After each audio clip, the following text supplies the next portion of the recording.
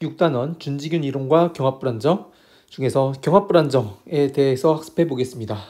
이 단원은 4단원의 여러 가지 균형류에서 절대 가운동량 나왔던 거 있죠. 그거와 더불어서 좀 제 책에서 제일 어려운 부분이라서 수업 내용이 어려울 수도 있지만 좀 핵심 위주로 받아들여 주시면 좋겠습니다.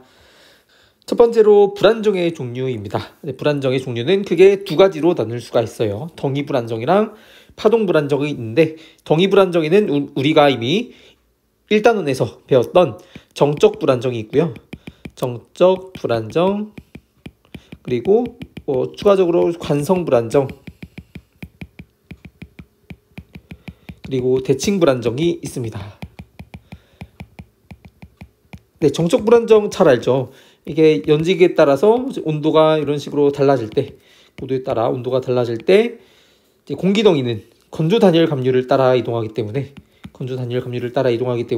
여기 있을 때는 주위보다 온도가 높아서 상승하고, 여기 있을 때는 주위보다 온도가 낮아서 하강해서 이 평형고도를 중심으로 진동하게 되겠죠. 공기덩이가 진동하게 된다. 위아래로. 이때 공기덩이가 진동할 때에는 안정하다라고 하고요. 반대로 양쪽으로 발산하면 불안정하다라고 합니다. 그래서 정적 불안정의 경우에는 주위의 기온 감률이 건조 단열 감률보다 클 때 정적으로 불안정했었죠. 그리고 관성 불안정이라는 거는 7단원에서 배우게 되고요. 그 다음에 대칭 불안정이라는 거는 9급 범위에는 해당하지 않는다라고 생각을 해서 운명이상하게는 싫지는 않았습니다.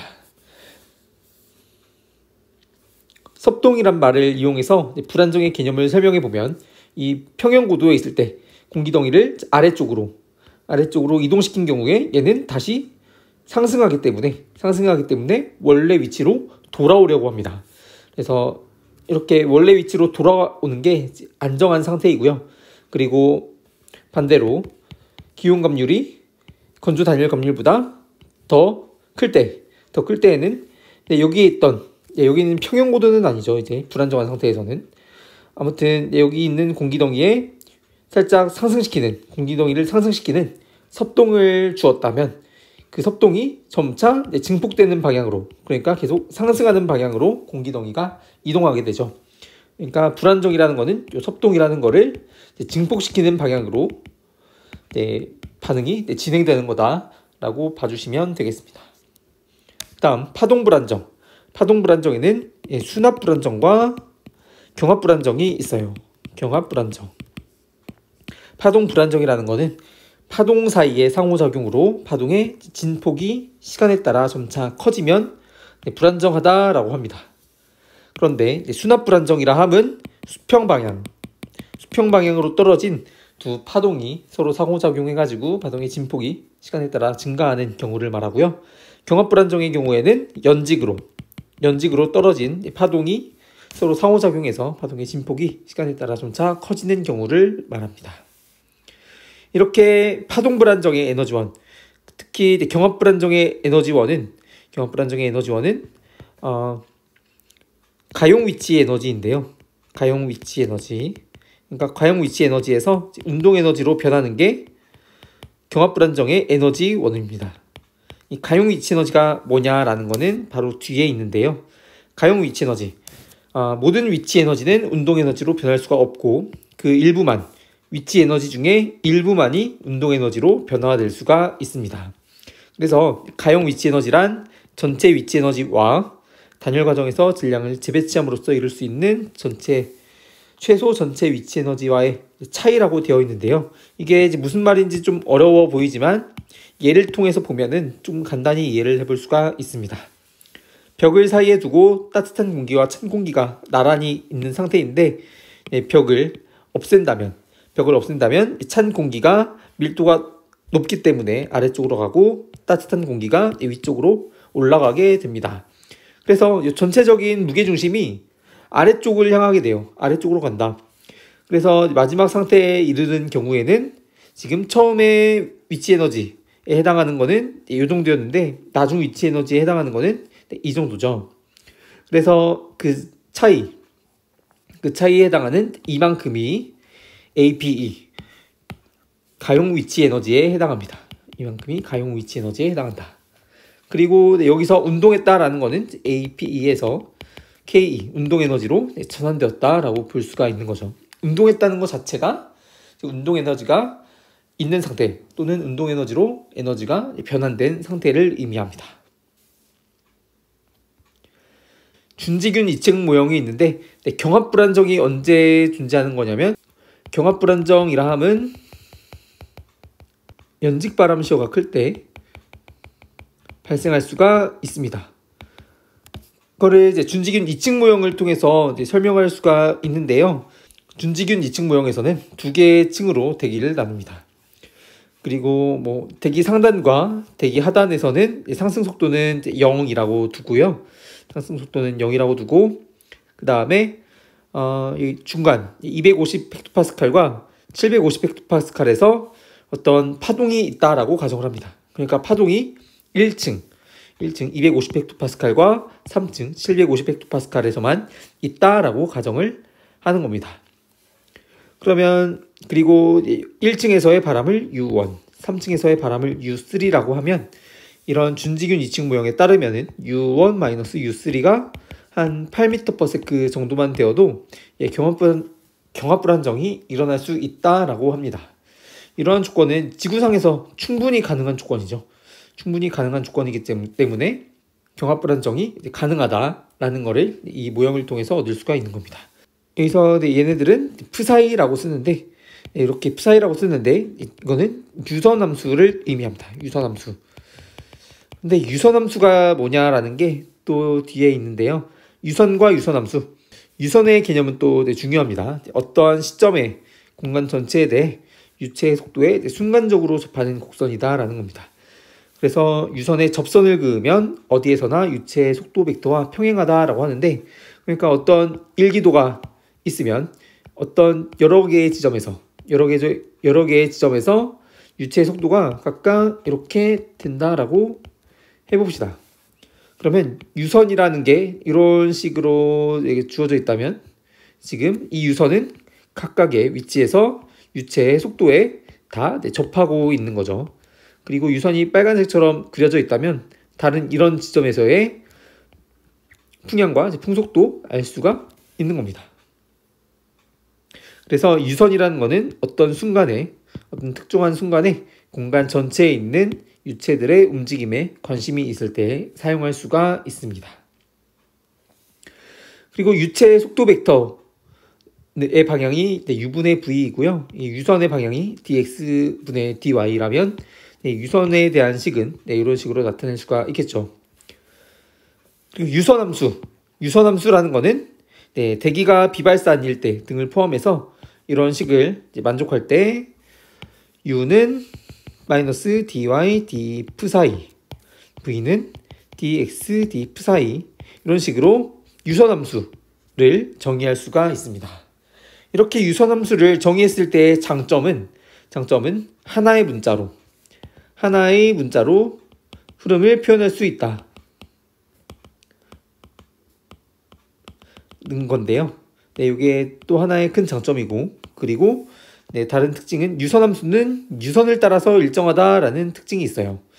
이게 무슨 뜻이냐면 디프 사이 유선의 변화가 없는 게 하나의 유선을 따라가는 건데요. 이거는 dx d프 사이의 dx이고 dy d프 사이의 dy 이런 식으로 2차원에서 쓸 수가 있습니다. 그런데 여기서 요거는 v, 이거는 마이너스 u죠. 그런데 우리 이 유선에 대한 정의식에서 vdx 마이너스 udy는 0이기 때문에 이런 d psi가 0인 게 성립합니다. 그래서 이러한 식을 통해서 유선함수는 유선을 따라서 일정하다라고 함을 알 수가 있습니다. 그래서 유선함수는 유선을 따라 일정하다라고 함은 어떠한 대기 파동이 있으면 이 대기 파동을 나타낼 수 있는 것 중에 하나가 유선함수다라는 거죠. 유선함수. 그리고 얘네들이 지균풍의 모양과 또 비슷하잖아요. 그래서 준지균 이론에서 유지는 마이너스 f0분의 1 dy 파이 이런 식으로 정의를 했었는데 이거를 마이너스 dy d p사이 이런 식으로 정의를 하면 이 p사이라는 거는 f0분의 파이 이런 식으로 쓸 수가 있는 거죠. 그러니까 이 유선함수랑 등 지위고도선 그러니까 등고선이 서로 같은 개념이다 라고 보시면 될 것 같아요. 준지균 이론에서는. 아무튼 어려운 내용들이 좀 많았는데 여기서의 결론만 알고 넘어가도 됩니다. U1-U3가 8m/s를 넘어가면 그러니까 연직바람 시어가 어느 정도 되면은 경합 불안정이 충분히 일어날 수가 있다 라는 겁니다. 그리고 이렇게 연직바람 시어가 클 때라고 하면 온도풍 관계에 따라서 남북 온도 경도가 클 때인 거죠. 온도 경도 클 때. 그리고 남북 온도 경도가 크다라는 거는 APE가 크다라고 할 수가 있습니다. APE가 크다. 가용 위치 에너지가 크다. 왜냐하면은 위의 그림에서 남북 온도 경도가 크면 그러니까 얘네들의 온도 차이가 크면 지금 완전히 찬 공기는 아래로 가고 따뜻한 공기는 위로 가게 되었을 때 이 무게중심의 위치가 더 아래쪽으로 내려가게 되거든요. 그러면 APE가 더 크다라고 볼 수가 있는 거죠. 네, 그렇습니다. 그럼 넘어가서 상하층 상호작용. 그러니까 경합불안정이라는 거는 상층과 하층의 파동이 서로 상호작용을 해가지고 서로 증폭된다라는 건데요. 일단 동그라미 1번 G2에서 계속 봐왔던 거를 한번 보시면 지금 상층에서의 대기 파동이 이렇게 돼 있고 이쪽 지역에서는 바람에 발산이 있기 때문에 이렇게 상승 기류가 있고요. 그리고 여기서 상승 기류가 있기 때문에 저기압이 생기고 여기서는 이제 고기압이 생기죠. 네, 그래서 이런 상황이 상층과 하층이 좀 서로 상호작용한다라고 볼 수가 있는 상황입니다. 뭐 이런 것도 정확히 경합불안정에 해당하는 그런 개념이 되겠고요. 상하층 상호작용의 의미 1 보겠습니다. 지금 이쪽에 있는 지상저기압에서 지금 온난전선 쪽에서는 이렇게 온난이류가 있고요. 그리고 한랭전선 쪽에서는 이렇게 한랭이류가 있어요. 근데 이 온난이류에 의해서 이쪽 온도가 높아진다. 층후가 증가하게 되기 때문에 이 상층에 요 기압능이 증폭이 됩니다. 증폭. 그러니까 처음에 파동이 이렇게 돼 있었다라고 하면 4층에 온난이류에 의해서 이 기압능이 이렇게 증폭된 거죠. 그리고 이쪽에 한랭이류에 의해서 이렇게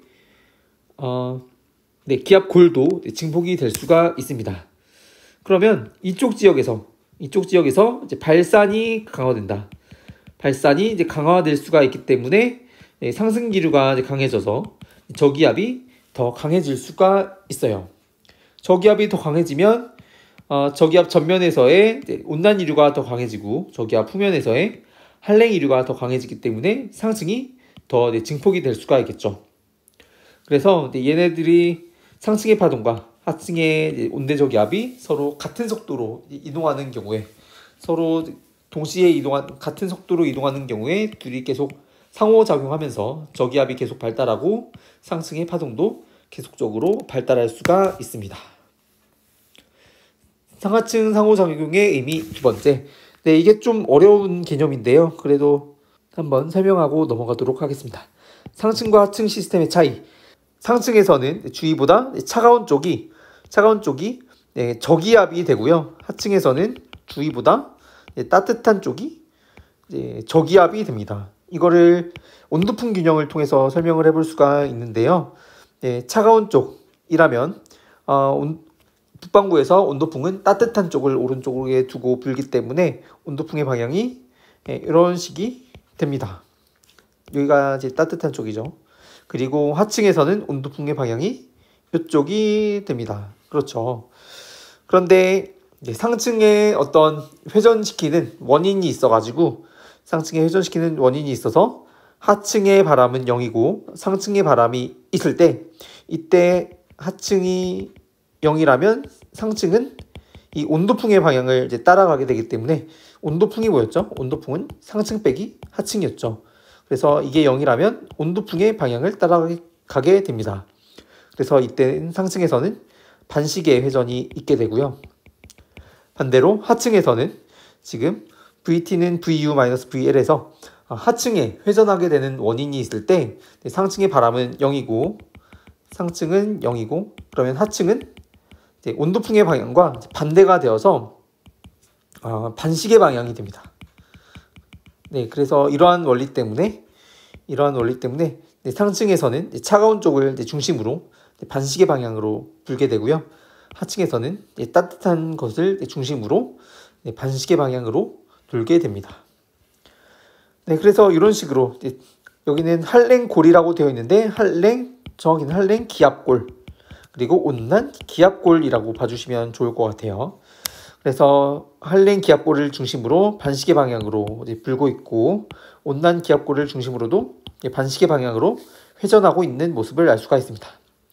그런데 여기서의 남풍 성분이 하층으로 전파가 되어서 여기에 이르게 된다면 여기서의 온난 이류는 이 기압골을 더 증폭시켜 가지고 이런 식으로 만들게 됩니다. 파동을 증폭시킨다. 그리고 온난골의 서쪽에 있는 이 북풍 성분은 또 상층으로 전파가 되어서 상층에 영향을 주어서 이 한랭 기압골을 더 증폭시킬 수가 있습니다. 그래서 상층은 하층을 강화시키고 하층은 상층을 강화시키고 있는 상황이죠. 그래서 이러한 상황이 경합 불안정의 상황이라고 볼 수가 있습니다. 다음 디귿. 상층과 하층의 파동이 같은 속도로 동진할 수 있는 이유. 편서풍. 중위도 대륙권에서 고도에 따라서 주위 바람이 증가하는 모습이 보이죠. 그래서 여기서도 이 U바로 그것을 나타냈고요.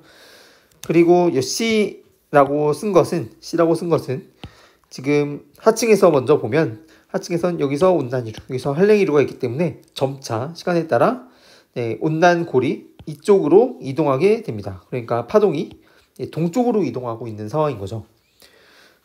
그리고 상층에서는 지금 이렇게 한랭이류가 있기 때문에 점차 시간에 따라 이런 식으로 변하게 됩니다. 그러니까 파동이 여기서는 서쪽으로 이동하는 상황이죠. 이러한 성질을 C0라고 하면 C0는 여기서 하층에선 양수고 C0가 상층에서는 음수가 되죠. 근데 이 C라고 하는 거는 U바 더하기 C0라고 봐주시면 되는데 U바는 상층에서 더 큰데 C0가 음수고 하층에서는 U바가 작은데 C0가 양수이기 때문에 이 얘네들의 크기가 상층과 하층에서 같아질 수가 있는 겁니다. 그래서 얘는 주위 편서풍에 의해서 점차 동진을 하게 되고 얘도 주위 편서풍보다는 자기 스스로 동진하는 성분에 따라서 동진하기 때문에 얘네들의 이동 속도가 같아져서 서로에게 계속 영향을 미치면서 서로를 증폭시키면서 동진할 수가 있게 됩니다. 여기서는 포인트가 이거죠. 상층과 하층의 파동이 같은 속도로 동진할 수 있는 이유 이게 되고요. 강화시킨다. 이게 계속적으로 나오고 있죠. 앞에서도 그랬고 여기서도 그랬고 뒤에서도 나옵니다. 경합 불안정의 다른 설명. 이게 22년 9급 기출인데요. 지금 상층에 양의 PV 지역이 있는 상황입니다. 그 주위로는 이렇게 반시계 방향의 회전이 있는데 이게 점차 하층으로 전파가 되어 있는 모습이 보이고 있습니다. 그런데 지금 하층은 이렇게 경합적인 상황이에요. 북쪽으로 갈수록 온도가 감소하고 있는 상황. 그런데 이렇게 반시계 방향의 흐름이 있게 된다면 그 전면에서는 이렇게 남쪽으로부터 온난이류가 불어오게 되고 뒤쪽에서는 북쪽으로부터 한랭이류가 불어 들어오게 되어서 이쪽이 따뜻한 부분이 되고 이쪽이 차가운 부분이 됩니다. 그런데 하층에서는 따뜻한 부분에서 양의 와도를 갖는다라고 했거든요. 그래서 이렇게 양의 와도 부분이 새로운 부분에 생기고 이게 또다시 상층으로 전파가 되어서 상층의 시스템을 더 강화시키고 있는 모습이 보이고 있습니다. 그러니까 여기서도 이제 상층이 하층의 파동을 만들고 하층의 파동이 상층의 파동을 더 강화시키는 상황이 되는 거죠. 그래서 이제 경합 불안정이란 이렇게 상층과 하층의 파동이 서로를 증폭시키는 그런 과정이라고 보시면 될 것 같습니다. 또 경합 불안정이 일어나는 공기덩이의 경로, 이런 설명도 있는데요. 이거는 16년 7급에서 나온 바가 있습니다. 공기덩이의 이동 경로가, 공기덩이 경로의 기울기가 완만할 때, 등온이면의 기울기보다 완만할 때 경합 불안정이 발생할 수 있다라는 건데요. 이렇게 이해해보면 쉽습니다. C의 공기가 점차 이렇게 이제 북쪽으로 완만한 경로를 통해서 북쪽으로 이동하는 경우에 이 지점에 이르게 되면 이 C의 공기는 온위를 보존하면서 가고 있는데, 이제는 주위보다 온도가 더 높은 상황이에요. 주위보다 온도가 높기 때문에 계속적으로 상승하려고 하겠죠. 이러한 상승시킨 섭동이 계속적으로 증폭되는 방향으로 이동하고 있는 거기 때문에 불안정의 상황으로 보시면 됩니다. D의 경우에도 이 공기덩이가 온위를 보존하면서 하강하고 있는데, 여기서의 공기는 주위보다 온위가 더 낮거든요. 그래서 이 공기가 계속적으로 하강하기 때문에 CD는 불안정에 해당하는 상황이고, 반대로 AB는 안정한 상황에 해당합니다. 여기 있는 공기는 이렇게 오게 되면 주위보다 차갑기 때문에 다시 하강하려고 하겠죠. 남북 온도 경도와의 연결. 남북 온도 경도가 강할수록 등온이면의 기울기가 이런 식으로 가팔라져요. 왜냐하면은 이때는 남북 온도 경도란 지상에서만 보시면 이때의 온도 차이, 이 지점과 이 지점의 온도 차이와 또는 완만할 때 이 지점과 이 지점의 온도 차이를 비교해 보면 회색일 때 온도 차이가 더 크거든요. 그래서 남북 온도 경도가 커지면 이렇게 등온이면의 기울기가 더 가팔라지게 되고, 그에 따라서 공기덩이의 이동 경로가 이 등온이면의 기울기보다 더 완만해질 수가 있기 때문에 경합 불안정이 잘 발생할 수 있다라고 볼 수가 있습니다. 이제 어려운 건 다 끝났고요. 경합 불안정의 발생 조건 보겠습니다. 첫 번째로 남북 온도 경도인데, 일단 이 그림에서 각각의 모수들이 의미하는 바가 뭔지를 알아야 되겠죠. UT라고 하는 거는 2분의 U1-U3로서 아까 준지균 2층 모형에서 1층에서의 바람 250에서의 바람을 U1, 3층 750에서의 바람을 U3라고 했습니다. 이 둘의 차이에다가 2로 나눈 게 UT라고 보면 됩니다. 그래서 UT는 이제 온도풍이기 때문에 이게 thermal wind를 나타내는 거거든요. 그래서 이건 온도풍에 대응된다. 연직 바람 시어에 대응되고, 온도풍 관계에 따라 이거는 이제 남북 온도 경도와 관련이 있는 거죠. 연직 시어, 남북 델타 T 온도 경도. 그리고 베타는 코리올리 파라미터의 남북 변화율. 베타란 코리올리 파라미터 DY/DF를 의미한다라는 거. 그다음에 람다 제곱이 조금 특이한데요. 시그마 델타 P의 제곱분의 F0의 제곱, 이렇게 둘 수가 있다라고 합니다. 그렇게 중요하진 않고요, 여기서는. 그다음에 K는 파장분의 2파이다.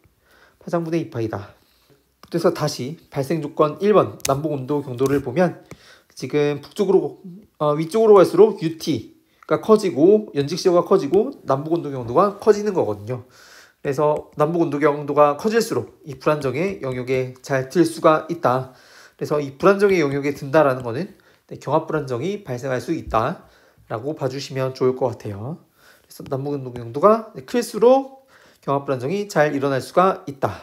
다음 발생 조건 파동의 파장. 파장이 너무 짧아도 안 되고 너무 길어도 안 된다라는 거예요. 그러니까 K라는 게 클수록 단파에 해당하고요. K라는 게 작을수록 장파에 해당합니다. 장파.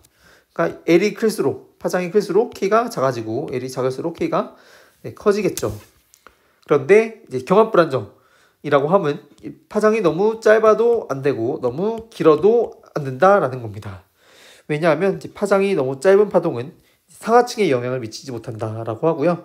파동의 규모가 좀 작다라는 거죠. 다음 장파절단. 파장이 긴 상층 파동은 서쪽으로 이동하려 한다. 그래서 상하층의 파동이 서로 같은 방향으로 이동하지가 않기 때문에 상층의 파동도 이제 주위에 편서풍의 영향을 받아서 동쪽으로 이동하는데 파장이 너무 길다면 서쪽으로 이동하기 때문에 두 파동이 서로 같은 방향으로 이동하지 못한다. 그래서 서로 영향을 계속적으로 미치기가 힘들기 때문에 경합 불안정이 발생할 수가 없다라는 거죠. 그래서 이제 파동의 파장이 적당해야 되는데 그 적당한 파장은 한 3,000에서 6,000km에 해당합니다. 정확히 종관 규모이죠. 종관 규모. 이때의 파장만 이때의 이러한 파장을 갖는 파동만 경합 불안정을 발생시킬 수가 있다라고 합니다. 베타 효과. 이 베타 효과는 베타는 이 y축의 값을 줄이기 때문에 경합 불안정이 일어나는 것을 방해한다라고 합니다. 중요한 거는 이제 발생 조건이랑 발생 조건 1, 2번인 거죠. 마지막 발달하는 종관 규모의 이상적인 파동. 기압골과 요게 경합 불안정의 연직 구조인데요. 한번 간단히 보겠습니다. 여기 골이라고 되어 있는 게 저기압이라고 생각해 주시면 되고요. 마루라고 되어 있는 게 고기압 쪽이라고 봐주시면 됩니다. 그리고 여기 점선으로 나타낸 데는 주위보다 온도가 높거나 낮은 곳을 나타낸 거예요. 그래서 하층에서 온난한 쪽에서 저기압이 있고 차가운 쪽에서 고기압이 있죠. 반대로 상층에서는 차가운 쪽에서 저기압이 있고 따뜻한 쪽에서 고기압이 있는 모습이 보이고 있습니다. 여기서 중요한 거는 기압골과 기압능이 고도에 따라 서쪽으로 기운다라는 겁니다. 우리가 이미 잘 봤듯이 이 그림에서 지금 상층의 기압골은 이쪽인데 하층의 기압골은 이쪽이에요. 지상적 기압이 여기에 위치하고 있죠. 그래서 이렇게 고도에 따라서 기압골이 서쪽으로 기우는 사실을 우리가 알 수가 있습니다. 그리고 온도골과 온도능은 고도에 따라 이렇게 동쪽으로 기운다라고 하고요. 그 다음에 하층의 한랭이류와 온난이류는 각각 기압골과 기압능을 강화시킨다라고 되어 있는데 이 지상 저기압의 전면에는 이렇게 온난이류가 있게 되거든요. 이 온난이류가 이 마루를 강화시킬 수가 있다라고 하고요. 마루랑 능이랑 같은 말이에요. 그 다음에 이 저기압의 후면에서는 한랭이류가 있게 되는데 이 한랭이류는 이 기압골을 강화시킨다라는 거죠. 4번은 이제 설명을 이미 드렸습니다. 그래서 이 그림도 이제 시험에 자주 나오고 있는 주제이죠. 꼭 알아주시기 바랍니다. 그래서 경합 불안정 파트에서 중요한 것은 발달하는 종관 규모의 이상적인 파동. 이런 그림 무척 중요하고요. 그다음에 경합 불안정의 발생 조건. 남북 온도 경도가 클 때 잘 발생할 수 있다. 그리고 남북 온도 경도랑 연직 시어랑 비례하기 때문에 연직 시어가 클수록 경합 불안정이 잘 발생할 수 있다라고 합니다. 그다음에 경합 불안정의 파동은 3,000에서 6,000km 정확히 종관 규모에 해당한다라는 거 꼭 기억해 두시고요. 그다음에 뒤로 가면 이게 간단한 그림이니까 이 그림 한번 익혀두시고 그냥 상층과 하층의 파동이 서로 상호작용하는 것을 나타내는 그림이 되겠습니다. 다음 여기서도 상층과 하층 파동이 서로를 강화시키는 그림인데 서로 같은 속도로 동진해야 서로의 영향을 미칠 수가 있다라는 거랑 여기서 저기압의 온도 구조가 상층에서는 차갑고 하층에서는 따뜻함을 여기서의 개념을 통해서 알 수가 있었죠. 이 개념도 좀 중요합니다. 시험에 나온 적이 있어요. 그 다음 상하층 상호작용의 의미. 이것도 무척 중요한 개념이고요.